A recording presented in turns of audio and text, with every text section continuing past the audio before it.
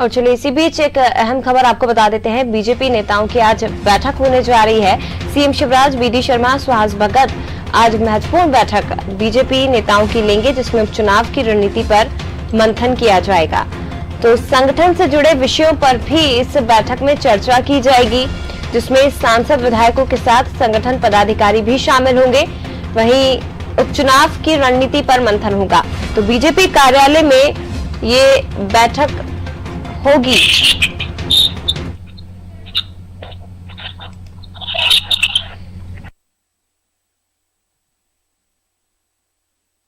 BJP कार्यालय में बैठक होगी और बीजेपी की महत्वपूर्ण बैठक सीएम शिवराज, बीडी शर्मा, सुहास भगत ये बैठक लेने वाले हैं।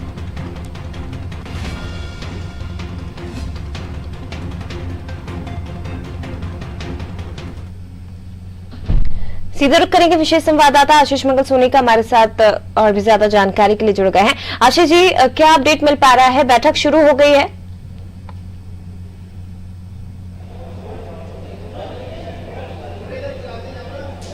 आशीष जी, आवाज आ रही है आपको?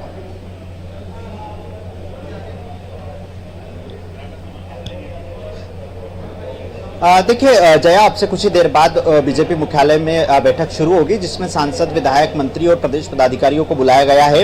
अब से कुछ ही देर बाद जो है मुख्यमंत्री शिवराज सिंह चौहान यहां पहुंचेंगे और इस बैठक में शामिल होंगे। दरअसल मध्य प्रदेश विधानसभा के जो 27 उपचुनाव होना है विधानसभा के, उसको लेकर यहाँ खास तौर पर रणनीति बनाई जाएगी। चूंकि नवनियुक्त महामंत्री हरिशंकर खटीक समेत मंत्री, सांसद की बात कर ली जाए तो सांसद गणेश सिंह सतना के सांसद है, मंदसौर सांसद सुधीर गुप्ता, धार सांसद छतर सिंह दरबार यहां पहुंच चुके हैं। प्रदेश महामंत्री में भगवान दास अबनानी, हरिशंकर खटीक यहां पहुंच चुके हैं। मंत्रियों में हरदीप सिंह डंग, तुलसी सिलावट, राजवर्धन सिंह दत्तीगांव यहां पहुंच चुके हैं। दरअसल विधानसभा के जो 27 सीटों पर उपचुनाव होना है, उसमें खास तौर पर रणनीति को लेकर यहां चर्चा की जाएगी। क्योंकि एक दिन पहले ही अनादि टीवी ने अपने दर्शकों तक ये खबर पहुंचाई थी कि जिन विधानसभा सीटों पर चुनाव होना है, वहां पर बीजेपी ने सहप्रभारी के नाम का ऐलान कर दिया है, लेकिन प्रभारी के तौर पर किसी मंत्री को ये भूमिका दी जा सकती है।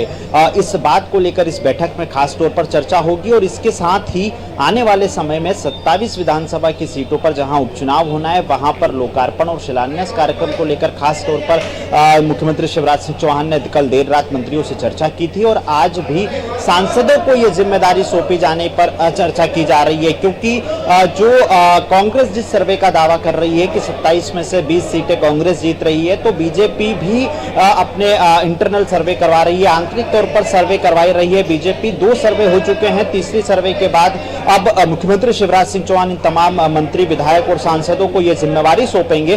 चूंकि चुनाव आयोग ने संकेत दे दिए हैं कि बिहार विधानसभा के साथ ही यहाँ उपचुनाव होना है और आप देख सकते हैं यहाँ पर कृष्णा गौर और मंत्री इमरती देवी दोनों यहाँ पहुंच चुकी है। चूंकि इमरती देवी एक दिन पहले ही अपने बयानों को लेकर सुर्खियों में रही है, तो ऐसे में अब मीडिया यहाँ इनसे सवाल करेगी और इसके साथ ही उपचुनाव के क्षेत्रों को लेकर जो तैयारियां की जा रही है। साथ ही प्रज्ञा सिंह ठाकुर भोपाल सांसद है, वो यहाँ पहुंच गई है। जब उनसे पूछा गया है कि आपकी क्या भूमिका होगी, तो उन्होंने कहा कि ये संगठन तय करेगा। जया, बिल्कुल, जो संगठन तय करेगा वही भूमिका इनकी तरफ से निभाई जाएगी।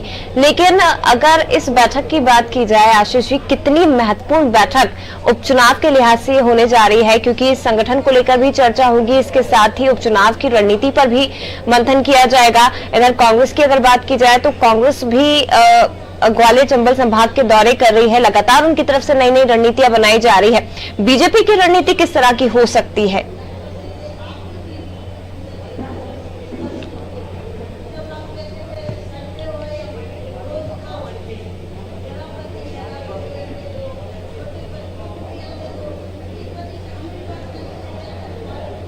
देखिए, फिलहाल बीजेपी इस बैठक में जो रणनीति बनाएगी, उसको लेकर प्रदेश अध्यक्ष बीडी शर्मा, मुख्यमंत्री शिवराज सिंह चौहान क्या चर्चा करते हैं, ये देखने वाली बात होगी। लेकिन इस बैठक में सभी मंत्रियों को बुलाया गया है, सांसदों को बुलाया गया है, लोकसभा राज्यसभा दोनों के सांसद होंगे, विधायक यहाँ पर होंगे।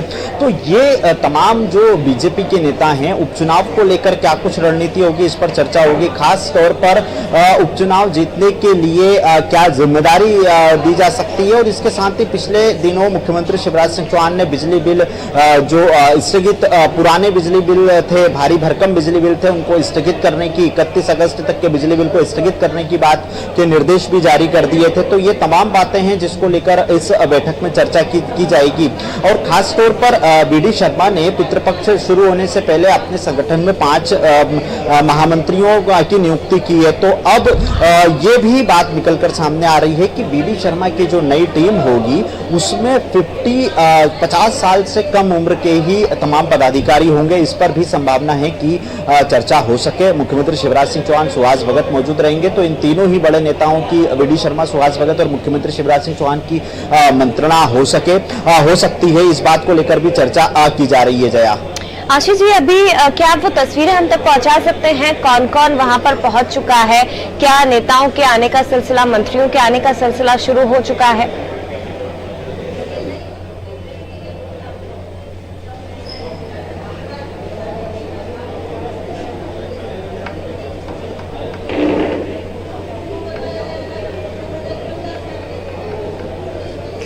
देखिए, यहाँ पर जो है तमाम नेताओं के आने का सिलसिला तो शुरू हो चुका है। मैं एक बार तस्वीरें जिस तरह से बीजेपी मुख्यालय में है, मैं आपको एक तस्वीर और दिखाता हूँ। होशंगाबाद सांसद राव उदय प्रताप सिंह, मंत्री रामपाल सिंह, पूर्व मंत्री हैं रामपाल सिंह, वो यहाँ पहुँच चुके हैं। इसके पहले तमाम सांसद और विधायक यहाँ पहुँचने का उनका सिलसिला शुरू हो चुका है। सांसद ज़्यादातर संख्या में यहाँ पहुँच रहे हैं। मंत्री अरविंद भदौरिया यहाँ पर आए हैं। ये आप देख सकते हैं, सहकारिता मंत्री हैं अरविंद सिंह भदौरिया, वो यहाँ पहुंचे हैं। इनके अलावा कई मंत्री पहुंच चुके हैं। तो ऐसे में अब ये बात निकलकर सामने आ रही कि इन मंत्रियों के साथ हम बात करने की कोशिश भी करेंगे कि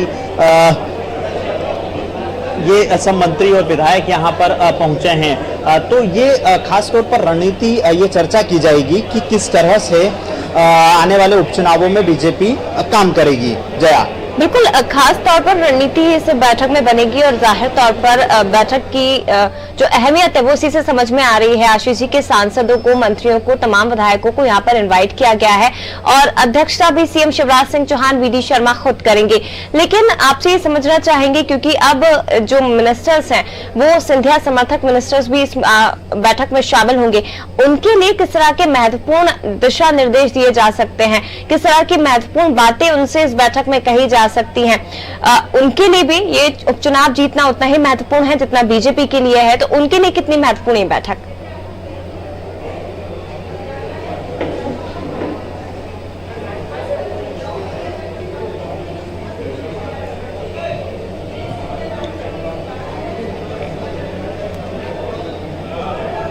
देखिए, इसमें सिंधिया समर्थक मंत्रियों का सवाल नहीं है। सभी मंत्रियों को बुलाया गया है, सभी विधायकों को बुलाया गया है, सभी सांसदों को बुलाया गया है, जैसे लोकसभा के सांसद हो या राज्यसभा के सांसद हो। तो इसमें विधानसभा उपचुनाव वाले क्षेत्रों को खास तौर पर लेकर चर्चा की जाएगी और जिन मंत्री जो खास तौर पर 27 विधानसभा सीटें और जहां पर उपचुनाव होना है और वहां का प्रतिनिधित्व करने वाले पूर्व विधायकों को मंत्री बनाया गया है। तो इन मंत्रियों के विधानसभा क्षेत्र की जिम्मेदारी किस दूसरे मंत्री को दी जाएगी, इस पर चर्चा की जाएगी। क्योंकि जो फिलहाल मंत्री हैं, पूर्व विधायक हैं और जिन्हें चुनावी मैदान में जाना है, तो वो चुनावी मैदान में अपना प्रचार करेंगे, लेकिन वहां पर संगठनात्मक दृष्टि से क्या रणनीति होगी, क्या चर्चा होगी, इसको लेकर किस मंत्री की तैनाती की जाएगी, ये खास तौर पर इस बैठक का एजेंडा है और इसी पर यहाँ खास तौर पर चर्चा की जाएगी। बिल्कुल, तो उपचुनाव को लेकर महत्वपूर्ण बैठक आज ही की जा रही है। आशीष जी, अगर मुद्दों की बात की जाए तो क्या मुद्दे भी इस बैठक में एक मुख्य एजेंडा हो सकते हैं कि किन मुद्दों को लेकर इस बार बीजेपी जनता के बीच जाएगी? क्योंकि कांग्रेस सिंधिया समर्थक मिनिस्टर्स की जो गद्दारी, जिसे कांग्रेस गद्दारी शब्द दे रही है, उसको एक महत्वपूर्ण मुद्दा बनाएगी। इसके साथ ही हमने अभी देखा कि टीचर्स जो है, शिक्षक जो हैं, वो भी सरकार के खिलाफ हल्ला बोल रहे हैं। अभी 2 दिन पहले युवाओं ने बेरोजगारी का मुद्दा एक प्रमुखता से उठाया था, जिसमें कांग्रेस के नेता भी शामिल हुए थे। तो क्या मुद्दा एक महत्वपूर्ण हो सकता है इस बैठक से?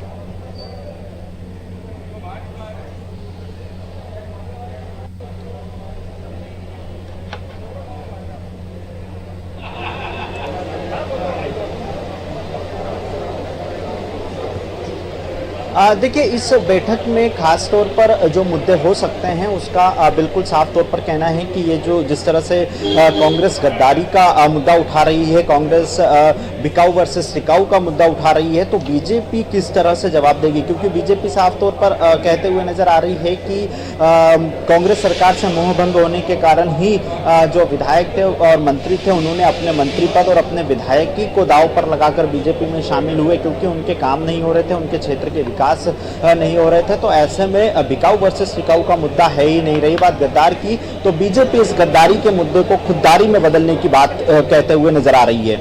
बिल्कुल, बीजेपी से खुददारी में बदलने की बात कर रही है, कांग्रेस इसे गद्दारी के रूप में ही भुनाने की कोशिश कर रही है। हालांकि दोनों ही पार्टियां उपचुनाव की रणनीति बनाने में जुट गई है, क्योंकि दोनों के लिए ही ये उपचुनाव जीतना बेहद महत्वपूर्ण है। साख का सवाल इस वक्त बना हुआ है। फिलहाल शुक्रिया आपका आशीष जी जानकारी को साझा करने के लिए, लेकिन अपडेट आपसे जरूर हम इस खबर पर लेते रहेंगे। तो महत्वपूर्ण बैठक